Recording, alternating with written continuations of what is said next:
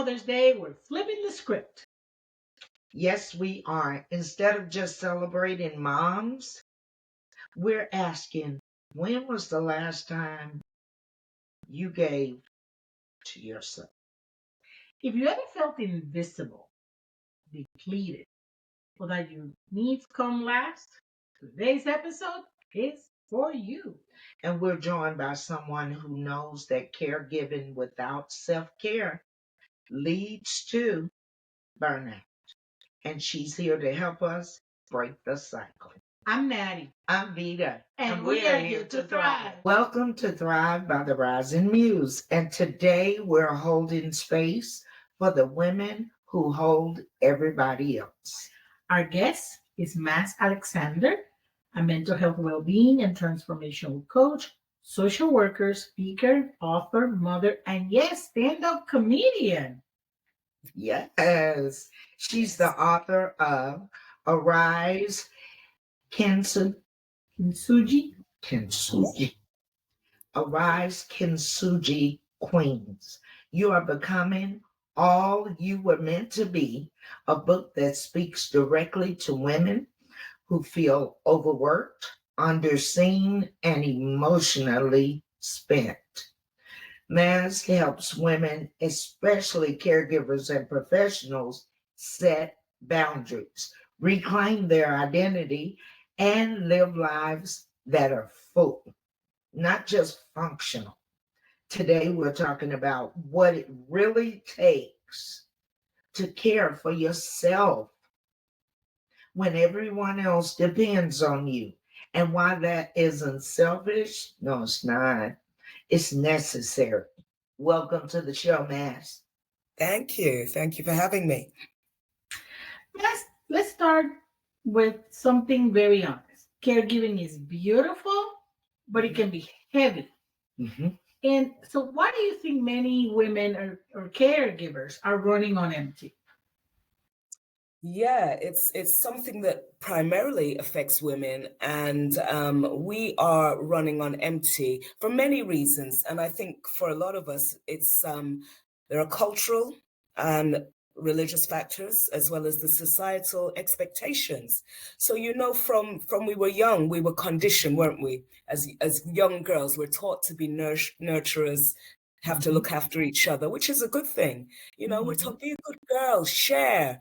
It might be that you were looking after your siblings or your parents from a young age. And you see, that's the difference, because there's a dynamic between the genders. So boys, of course, most of them are not expected to fulfill those roles. I know they do, but the expectation is for us. So we are more likely to be caregivers. We may feel that we're unable to ask for help, maybe because we don't have the support. Everything depends on us. So all of these, a culmination of these things can really be detrimental to our well-being overall. So, yeah. Exactly. What are the emotional costs of being the strong person or the strong one, especially when no one asks how you doing? Yeah. It would be nice to be asked every now and again. Yeah. Think about it. I'm trying to think. When was the last time anybody asked me? Unless perhaps I was in a therapy session or something. Don't genuinely, they can, but yeah, people don't tend to ask, do they? They don't really. They might just say in passing, "How are you?" But they don't. It's not the same. Right. So, but to genuinely care and share that burden is a big thing. So I think in terms of the emotional cost, we certainly know that it can manifest in all kinds of physical ailments that we have, from hypertension and all kinds of things. Stress is the common thing. We all know what that's like if we've been caring for others. And that kind of stress, if it's prolonged, can lead to burnout. And that's just, basically I'm referring to the mental and the physical and the emotional exhaustion that can come with that kind of role. Frustration, anger. And we don't like to admit, but you can get really angry with the person that you're caring for, even though you love them. The resentment, guilt, and essentially what tends to happen is you become a people pleaser. in all areas of life, because you just want to, you think you're keeping the peace, but really you're not. And at the extreme end, and this is the extreme end just because of the sector I work in, we see things like suicide rates can increase at the very extreme end, but just generally it affects your relationships. It can cost you other relationships, and it can basically just make it worse if you have existing conditions, whether they're mental or physical. And what that looks like, and I see this because I work, part of my role is on a psychiatric ward. So I always say to people, how you get here? And they're like, I don't know. And part of that is the stress that comes with the caregiving. And just basically to that question that you said, I think we need to be better at asking for help, because sometimes you need to spell things out for people. We think that people are mind readers, and they're not. Sometimes you literally, I used to say this, I'm like, well, they should know. They should know. Can't they see I'm struggling? They should know. No, they don't know. They're oblivious. They think, oh, she's the strong one. She's always done it. Why is she complaining now? So tell people what you need. Yeah, That's good. Yes, absolutely. One of the things that comes with caretaking is guilt. Yes. Where does that guilt come from? If, and I understand it because I was a caregiver for a long time of my elder mother, and as a mom now, I'm a caretaker of children. So, but you're doing the best that you can. Is that on unmet expectations on our own self? Yeah, partially. And it comes back to what we were saying before about people pleasing. As women, we're naturally taught to be people pleasers. Because men may have the privilege of, you're not seen as rebellious if you argue, if you ask for what you need. That's cool. But as a woman, you're not being demure. If you go against what we are expecting, that's not ladylike. That's and again, the cultural pressures. Yes. I know this to be true, especially in the Black community. My family were from the Caribbean, and these were just things that we were taught from from we were young. We had to cook, clean. I remember my mother even saying things like, "No man will marry you if you can't do this." I was like, Yes. I'm only 8. I'm not really. She's like, yeah, and part of it is we, because we think in our mind we should do this, we ought to do this. There are unwritten rules, and we take responsibility for things sometimes that don't even concern us. Right. Like people's feelings. Oh, what will they think? How does it look if I don't look after them all the time? Or what will people say? They'll think I'm selfish. So I think sometimes as caregivers, and especially when it comes to our kids, especially if they're underage. I mean, my daughter, she's 20 now, and she doesn't need me as much. But of course, she's very good at making me feel like, well, this is what you signed up for, Mom. You still need to give me what I need. I'm like, no, go on, you're grown. But the luxury. Yeah. Right. So we need to adjust our mindset about how, because as long as we think it's a luxury, we're being selfish, you're going to continue to feel like you shouldn't do it, and you're not going to allow yourself to be able to rest and take the self-care that you need. Right. That just reminded me of something. When at my house, it was 3 of us, but there's a huge age difference. So I know this from stories, not because I witnessed it, but my brother is the oldest. My sister is 4 years younger than him.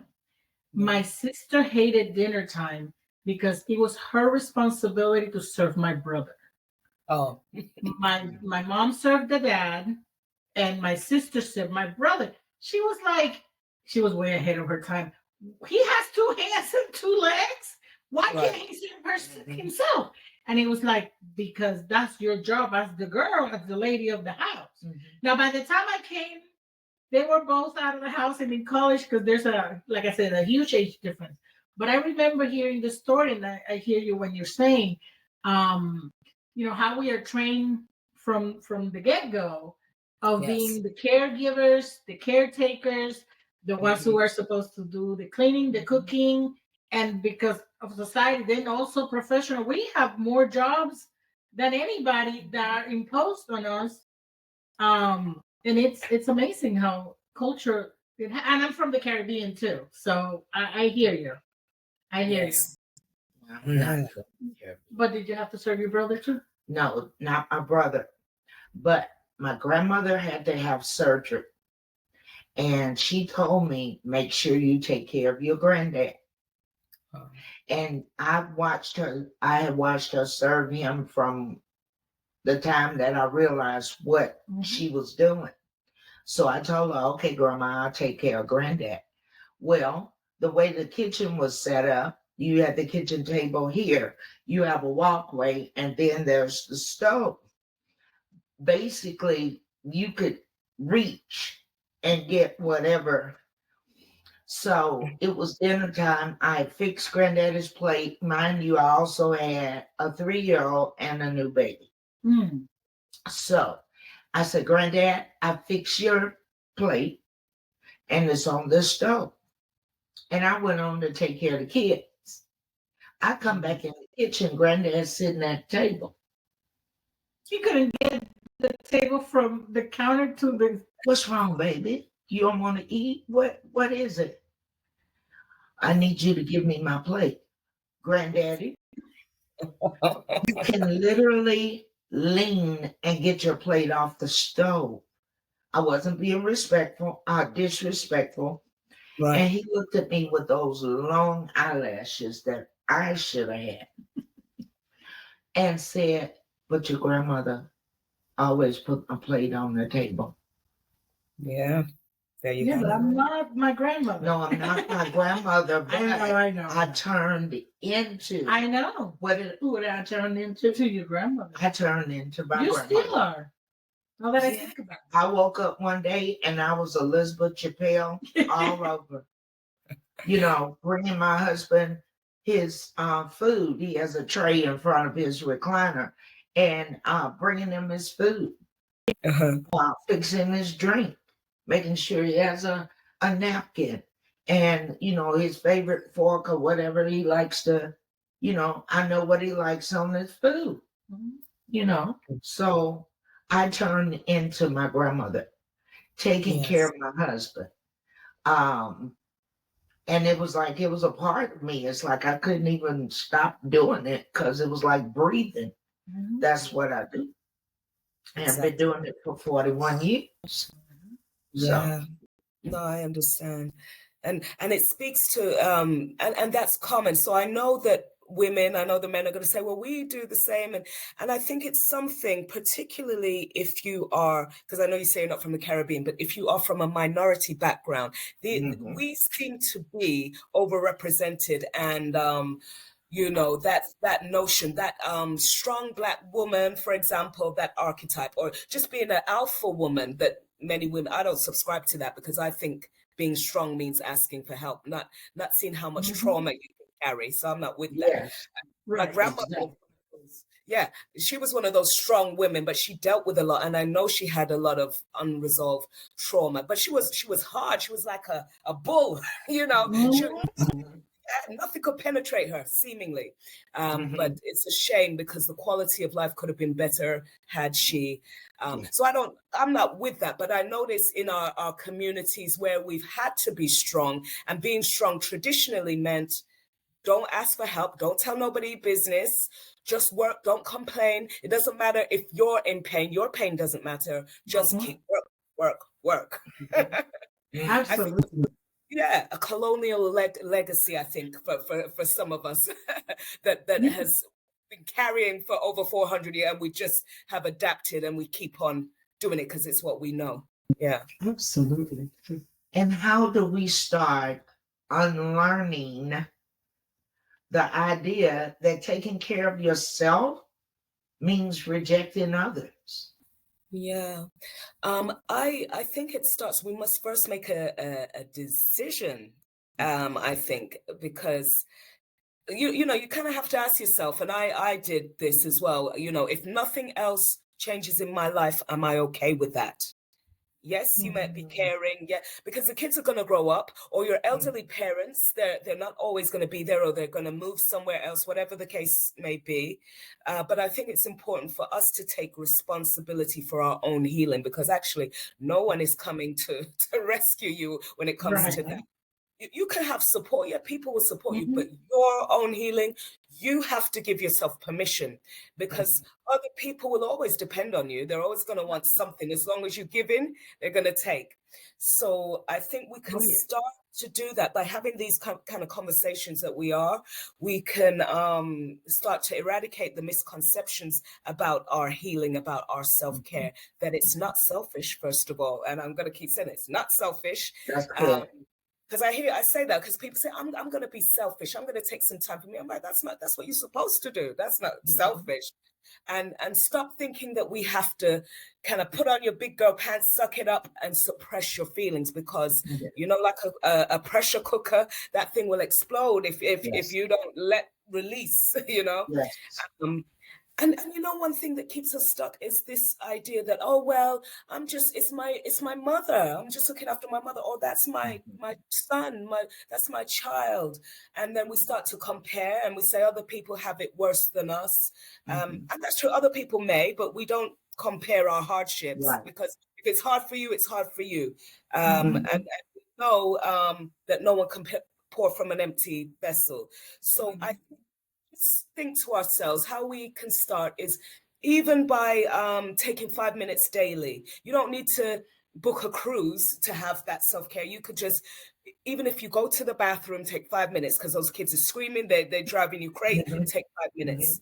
You might not be able to meditate, but just breathe for 5 minutes and know that you're not alone, because as we've all discussed, we've had similar experiences. But try and find whatever your safe space is, someone to connect to, a community. So yeah, that's the beginning, I would say. I need to That's buy a good. door. Yes, you do. Some years ago, I bought an older house, and the door of my bathroom broke, and I haven't replaced it. So since the baby has been around, he has had free access to me, and he just walks in, uh, like But when he was a baby, I had to use the bathroom with him on my lap because otherwise he would scream bloody murder. And then now he just walks in. I leave him in the living room doing something else to take a shower. This morning, he is with Dre. His brother was staying here in the bedroom. I told Dre put his socks and shoes while I took a shower. And all of a sudden, he's like, "Are you okay in there?" Yes, Oh, bless I'm him. perfectly fine. Are you gonna be out of there soon? Yes, because we're running late. Yeah, I'm gonna have to buy a door. Yeah. That's why I have Dre here every day you take a shower. Because the bathroom. My escape is him going to sleep. Yes. When he goes to sleep, those I take at least. I don't care what time it is. I take at least 30 minutes for me to watch what I want, to decompress. But yeah, whatever. That's my time. Good. So when he doesn't go to sleep early, I start getting grumpy. Go to sleep. I need my time, my me time. Yeah. And the irony is 10 years from now, he'll be like, Mom, leave me alone. Why are you trying to talk to I me? know. I don't know you. I know. And I'm going to miss all this. Yeah. I don't know. Yeah. I don't know. I can hear her say, I remember a time when you wouldn't let me be alone and you followed me everywhere. And like now, every time I come to you to say something, you're looking at me like I'm disturbing. Right. Yes. Yeah. You talked about the mother wound. What is that? Yes. The mother wound, because I'm mindful. The mother wound is essentially an experience, because everybody, I think people assume that everyone has great relationships with their mothers. Mothers are nurturers. Not all mothers are. And I want to sort of preface that by saying that not everybody has the capacity to receive or to give love. Not everybody does.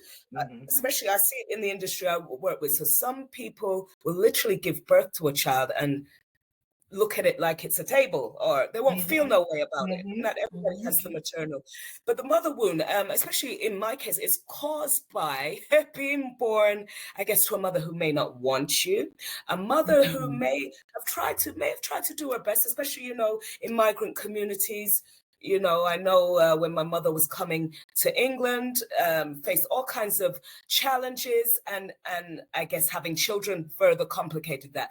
But the mother wound involves a lot of rejection. It involves, you know, essentially when a parent, and there are father wounds, the mother may be emotionally absent. They may not be able to give of themselves. They might not know even how to show up for them, their own selves. So essentially the mother wound, and it's many, you know, it can manifest in different ways, but essentially it's that feeling that growing up that something was missing, and not having the relationships that are commonly portrayed on those Hallmark movies that, oh, my mother's not like that. No, my mother's, yeah, and we all have, I know that people have challenges and they say, oh, my mom's crazy, mom.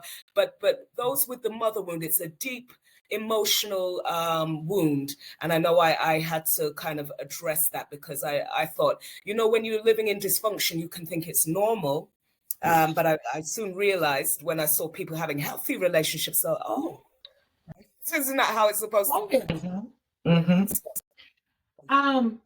I can sympathize with what you're saying. My mom's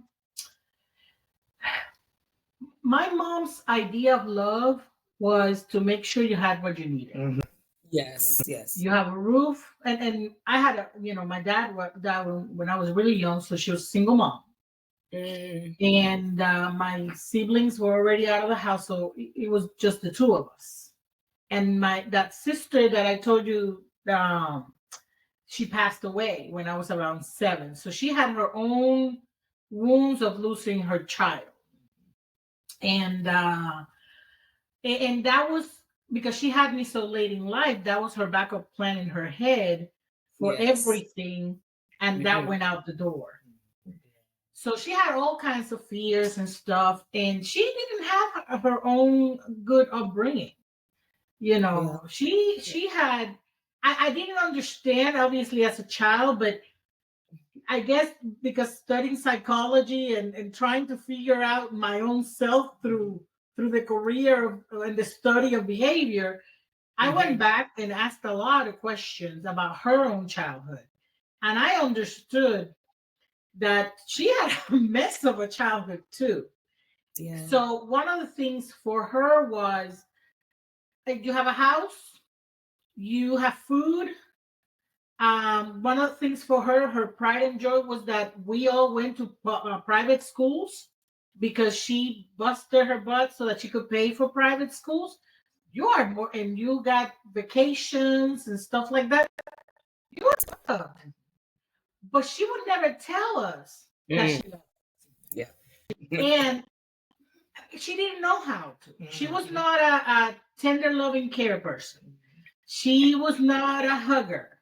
And it was amazing. And for her, you should have known that because of all the things she did, that she loved you. Yep. So she would play pranks on us that she didn't understand affected us. For example, my sister would try to get approval from her by saying, "Mama, am I beautiful?" And she would tell her, "No, baby, you're horrendous."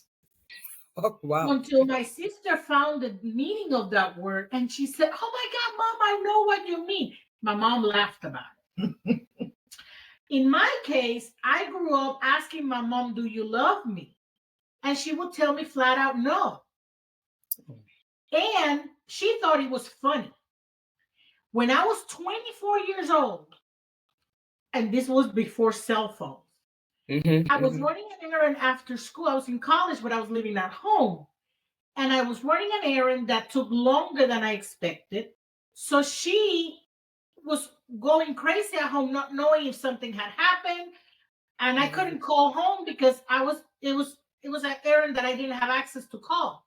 When I got home, she's a mess, crying. And I'm like, why are you crying? Because I didn't know where you were. I've never seen you this emotional. What's wrong with you? Do not think I love you. And I promise you, I froze. I said, you what? You know I love you. No, ma'am, I do not. You've been telling me for 24 years that you don't. You even make fun of the fact that you tell me that you did not birth me, that you found me in a trash can. And you thought that was funny. I, for years, looked in the closet for my adoption papers. When I know now, because I asked, no, she was pregnant with you and she birthed you and all that fun stuff. And the day that she was mad at me because she couldn't find me, she bled her out. I said, well, you've been telling me something different. How should you should have known? I don't know any different. So I get what you're saying in their own background. Yeah. Maybe, and after that, I was like, I need to understand where she's coming from. See, some people just judge the parent and say they're horrible. To each his own. I decided I wanted to know where that came from. Yes. So I did a lot of talking, and I then learned how she grew up, how she was basically the parent to her siblings. My grandfather had a child in every corner, so that was a whole other sack of potatoes. So she had her own wounds. And in our generations and in our culture, back in the days, psychology and therapy was for people who were bouncing their heads against walls and patterns. That was not even a thing. Actually, when I talked to her about therapy, she said, well, you have a degree, you do my therapy, Mama. We can't do it. Believe me, you're too close. Yes. It's true. When once I had graduated, I said, Mama, I think you need counseling. She said, well, you do it. I'm like, that's not the way it works. So the lack of knowledge about resources and all the things, sometimes that's where we get those mother wounds that we got. Oh, yeah, most definitely. So that's quite interesting to say. Yeah. Okay. I grew up domestic violence. Right.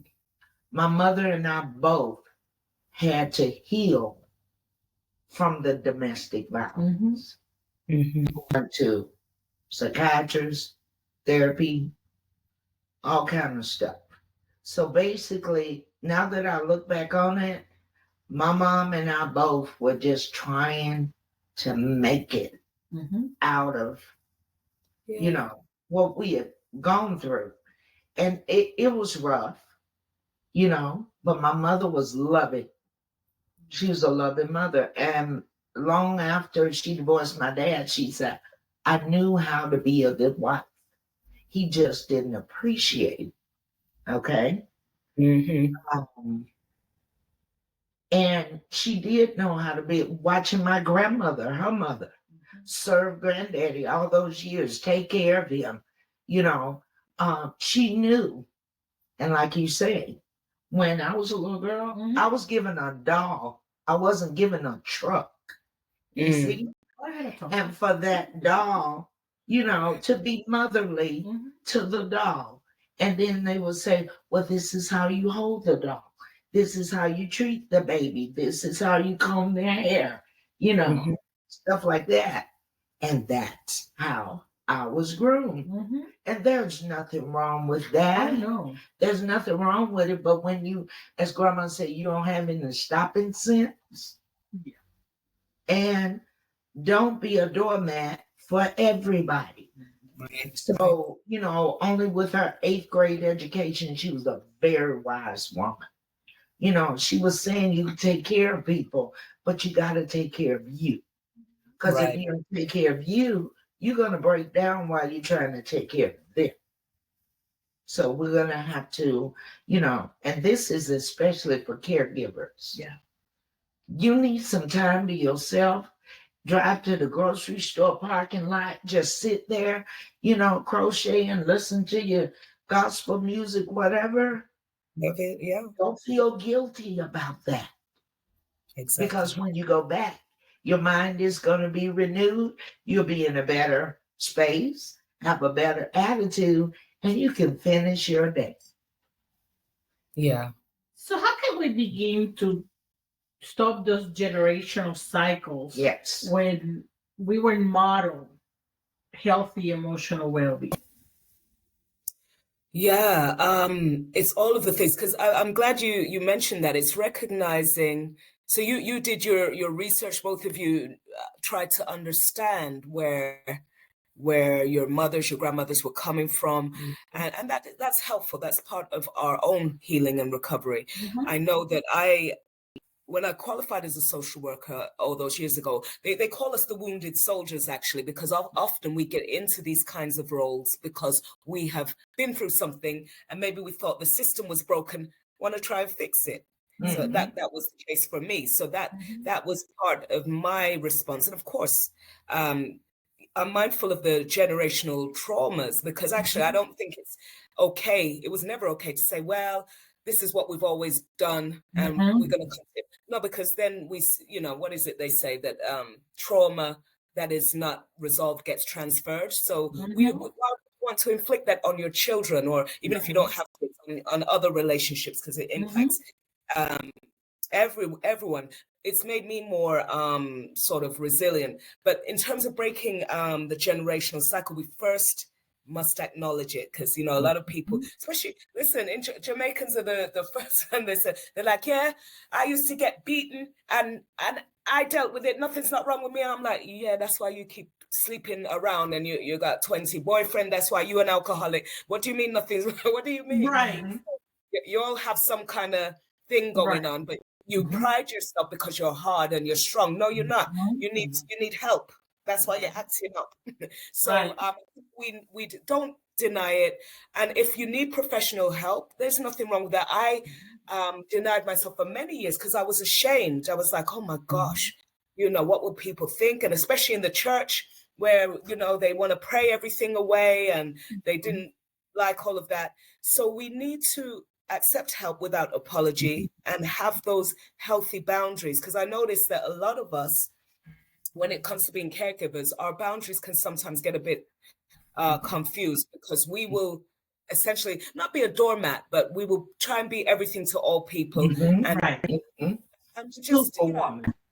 Yes, we think we're super, and that is damaging. Just like you said, you would never think of driving your car without gas, because it's going to break down. You ain't going to get to it. So why do we keep pushing ourselves? And this is what I see with caregivers as well. Again, hospital admission. You end up, and I'm not just talking psychiatric. It might be because your blood pressure's through the roof, or stress. Your body. Listen to your body. Your body will tell you before anything else, when you can't get out of the bed and you're thinking, what's wrong with me? Because you've suppressed it for too long. There's a book about that. The body keeps a score. But yeah, we first acknowledge it and then we seek to change it. All those things that you've just said. So for me, even in my parenting, that looks like saying, I love you, saying, I'm sorry to my dad. These things were never, and I'm sure if I live another 200 years, I'll never hear them from my family, because they just don't do that. Oh, yeah. They see it as a weakness. I remember my mother, hard woman, and I'd be like, Mom, how come you never say please? When we go to a restaurant, she'd be like, I'm buying it. Why do I need to say please? I'm like, she never taught me no manners. It's a wonder. I don't know how I've developed. And it means not beating your children. This is what it looks like, not beating them for every disagreement, allowing your children or your clients, whoever, to give you feedback without you jumping down their throat. So that's what it looks like for me, breaking those cycles, because I know how damaging it was for me, and allowing even my daughter, these Gen Zs, they're a different breed. They're crazy. I call my daughter, I call her Chucky, because I'm like, something not right with you, Chucky. But that's how I call my son. Really? Oh, wow. You see, they're different. Yeah, they're different. They're made differently. They are. I have a Jamie, and after that, he blew that third candle. They took my baby away and they gave me Chucky. Yeah, it just feel like somebody's hijacked our children sometimes. My baby. Yeah. Yeah. I used to tell And my then you have kids when my sorry, kids go were on. growing up, I used to tell them somebody switched my babies in the hospital. When they Yeah. start acting, when they were growing up, now they're 40 and Leslie will be 37 tomorrow. Ah. My daughter's 40 and my son will be 37 tomorrow. And when they were growing up and they would act a certain way, I look at them and say, see, somebody switched my babies in the hospital. And I need to go find my real babies because I don't know who you are. I don't know. I used to tell them that all the time. Yeah. My sweet baby was snatched somewhere, Mm. and they're getting back Chucky. Yeah. Yes. How does reclaiming our identity impact the way that we show up for others? Yeah. Again, a decision. So because you know, it's like when you go to a dinner party or you're anywhere, people the first thing people want to know is what you do. They don't really know, they don't ask you who you are. Because it's two different questions, isn't it? Oh, they'll say, Matt, oh, and what do you do? So I like to tease them. I say I'm a stripper. I like to do because I love this. And I like I like to say it in French too, because I'm like, why are I you love asking me? it. Yeah, you know, you want to know what I can do for you. That's what you're trying to size me up to see, oh, is she worth talking to or not? I'm like, yeah, I'm a stripper, I just work the pole. And they're like, oh, they're disgusted. I thought, yeah, go on. I don't want to know. But I'm terrible. But it's just I love it. She is a hoot. I'm learning things. just try it. Tell them you're a stripper and see how That's what I'm saying. I'm learning things. Yeah, but I just would invite all women, everyone, just be curious about who you are when you're not mother, wife, CEO of your business. Because yeah, you're all those things and that's great. You've achieved them. But you know, like for example, during the whole COVID lockdown, many of us were challenged because we couldn't work and function the way we wanted to. And to look at your relationships, everything, who you thought you were was shifting, Right. isn't it? So we have to know who we are, even when those challenges come. And I believe we're created anyway for a purpose. We're not here by accident. So find out what that is. Get out of your comfort zone. And for me, that looked like spending time alone sometimes. Find out what you do and don't like. I like to travel a lot and talk myself a lot, which, you know, but that's been helpful in helping me get through all of that clutter to know that, oh, this is how I react in this situation. These are my boundaries. And that is part of the journey, which can be a lifelong journey because, you know, our values, our beliefs, they change, don't they, over time? But just, I think sometimes because we're so busy, we're on autopilot, so we don't get the chance to sort of rediscover who we are. But when we do, it's a wonderful thing because then you give permission for others to do the same. They're looking, you know, people are always your haters. They might not tell you they admire you. They're watching you all the time. They're watching you. So, yeah. Mm-hmm. Yeah, my mom used to say people sometimes even hate your problems. Mm. They even hate the troubles that you have. Yeah, everything that you're going through. You mentioned something about going into the parking lot and crochet and stuff. I remember I took care of my mom in her last years, and I was working from home. She would come and help me while I was working, taking care of my mom. But I could not leave the house because she needed care 24 hours a day. So for a period of time, I did go to exercise at 6 o'clock in the morning because she was not awake at that time. And so I would get up very early, go work out, come home, and then make her breakfast because by then she will be up. But that was short-lived because I got injured, so I couldn't keep working out.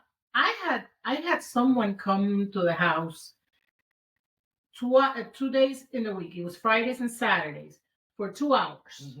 One day it was just for me to go grocery shopping and run errands.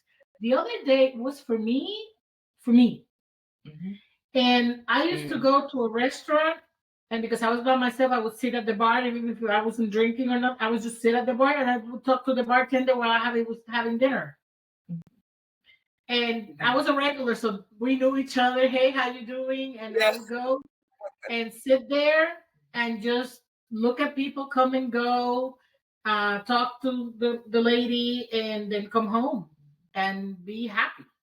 Uh, because it was really hard being in the house 7 days a week, all day long. When she had been here for a year, I told my brother, "You need to come to Georgia." Because that's where we are, and he lives in California. And I said, and don't come for a weekend. You're coming for more than a week because I'm leaving. He said, where you go? I said, I don't know, but I'm going. And I traveled away in Airbnb, got me an apartment with a friend. And I said, unless she goes to the hospital, don't call me. You're grown enough. Good. You're even older than me, so you're grown enough to take care of her. I wrote all the instructions, phone numbers, medications, dosage. I left them a Excel sheet. He's good with computers. Yeah. So I was like, every there, you know what she likes, what she doesn't, everything. Unless you absolutely need me, do not call me. And I left for a week. The first thing I did is sleep for 2 days. But I needed that. See? I needed that. Yes, you did. Oh, yeah. So, other than that, can you give us some suggestions that may not be traveling out, that are tangible for people who are really busy to do some self-care? Self-care practices. Yeah, self-care. Okay, so because self-care, by the way, looks different for all of us. But again, right. I come back to the point, we must have a desire. Because what I say that because we sometimes wait till we're in a state of crisis, till we can't take anymore. And that's, you can't really start to practice self-care when you're in the midst of a crisis. You can afterward. So yeah, don't let's, so there's things that don't wait till then, maintain it. So like you said, I know everybody can't travel out, but it could be simple things, very basic. And I know you know this already, but things for me, walking was my, so when I couldn't afford therapy, when I couldn't afford to fly out wherever, I would walk, and I'd walk and I'm not a walker, but one day, just call it the Holy Spirit, call it whatever you like, but God said, walk, why don't you walk 5 miles? And I'll be like, me walk 5 miles, are you crazy? I'm there arguing with them. I ain't doing that, but I started to, because what it did was allowed me time to decompress. Sometimes the answers would come to me in the midst of walking, because I'm getting rid of all of that energy and frustration, and then I'd sleep. Basic things. Sleep. We underestimate it, but we need to rest. Like, sometimes we just need to rest, have a good old sleep. But basic things. There's so many things, and I know people often tell me, I haven't got time, I don't have the money to do that, but you can show. You can journal. You can show gratitude. So if you never had another thing in your life, you've got your life. You've got, you've got something that you can be grateful for. Yeah. So write it down, 3 things a day, and just engaging meaningful activities. So self-care looks different. It might be that you have to leave that man because he's toxic. It might be that job is not, the work-life balance isn't there. Whatever it is that you need to let go of that no longer serves you, just know what is and take action to do it. Give yourself permission. And you know me, I love laughter. So that's one of my, I get up on stage when I'm not doing this, and I laugh about the trauma sometimes, the previous things. And people are there laughing, and I'm thinking, you think it's a joke? I'm telling you about, they're all looking at me. I'm like, no, this happened. Yeah, this happened. So that's how I get my release. But for everyone, like you mentioned, it might be crocheting, sitting in the car, but no maladaptive ones. So, like I said, of us in the Caribbean, we love to drink. Don't be drinking. That's what I used to do. Don't be. The answer's not in the bottle or in the bed. Right. Or Right. Other things. Yes. Right. healthy things. Mhm. Yeah, Mm, please. Don't forget to drink your water. Get in the rum. Water, then rum. definitely, definitely. Let's talk about your book, Arise Kintsugi Queens. Is it's a metaphor. Tell us what that metaphor means, and in the context of motherhood and caregiving work. Yeah, really, it's just a metaphor for life. So that book is just basically all my personal and professional insights. It basically speaks to embracing our imperfections. So, because the whole kintsugi thing, that the Japanese, it's a Japanese art form. So you may have seen it where a piece of pottery or something is broken and they put it together with gold, a gold glue-like substance to bring something beautiful. Because if we break something in the West, in Western country, we just throw it away. They don't. So it's recreated, and I think that is a powerful metaphor for our lives. So despite the fact we may feel broken, the traumas and every adversity that we've faced does not mean we are not valuable. In the same way that, if I gave you $50 and you dropped it in the toilet, you well, some people say, well, I would just leave it. No, I'm putting my hand in the toilet, I'm gonna put it Well, check it out. right? You can still spend it. So same with us. We are not, we may be battered and bruised, but we still hold our values. So that's what that is. And it just basically speaks to, and this is a problem with the human race, not just women, but it's that question. It answers that question: am I doing enough? Am I doing enough for my elderly parents? Am I a good mother? Have I done enough? Am I okay? And the answer is a resounding yes. You are enough, and your circumstances may not always be favorable, but just accept yourself where you are. Not in 10 years when this happens, or someday. No, now where you are, and start to live the life. All the things that you said, well, one day, try and do them now, because we don't know in this crazy world. Might not be tomorrow. Right. Right. That's absolutely true. Do what you can now. Yeah. Mhm. So, what would be a message that you would give to women or caregivers who feel unseen at the work they do for everyone else? Yeah, and it's hard because you do feel unseen, and yeah. So just to let you know, you're not alone. You feel like you're alone, but our feelings can be quite deceptive. And you join support groups, you find, oh, there's me too. So if you feel unloved, you're not valued, your efforts are not in vain. Because what you're doing is sowing seeds, it's that reaping and sowing principles. So you are not doing it in vain, and of course it will come back to you in other ways. I'm not saying somebody's going to look after you when you're old, but it is not without its own reward. And I particularly want to reach out to the women, particularly that perhaps no longer have their mothers in their life. Maybe they passed away, or for whatever reason. Some of you are estranged from family members.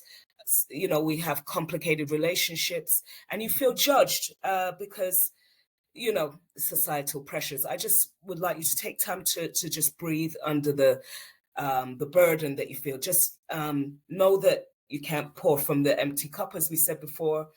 So what will you do? The question is unique to each of us, because I know what I'm going to do, but what will you do to sustain yourself? So just really, that's just about having compassion, self-compassion. Take one day at a time, and whatever you do, I guess the message will be: don't suffer in silence. Please don't.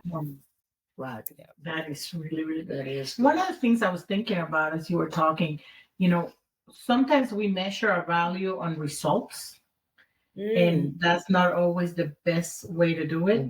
If you're not a bad mother because your children do totally away from what you teach them. Right. Or you did the right thing and you taught them the right thing. At some point they make their own decisions, or even when they're little, they're just still learning the process, so they go chucky on you. And and same thing with marriage. You could be a good wife and give yourself all to the relationship. But for me, marriage is a boat. If both of them are not paddling at the same pace, it's not going to progress. So, don't measure your value on the results. Just know Yes. that you did your part and that you're valuable no matter what. The results of the things, especially if the result is not up to you, it's up to someone else, it's up to the person you're caring for, then that has nothing to do with your value, Right. and who you are. It's just Yes. a situation. Yeah. Thank you so much for This this was conversation. This Thank was really you. good. I learned so much, and I know it's going to help people who don't feel seen, who are burned out, who are like, oh my God, how can Yeah.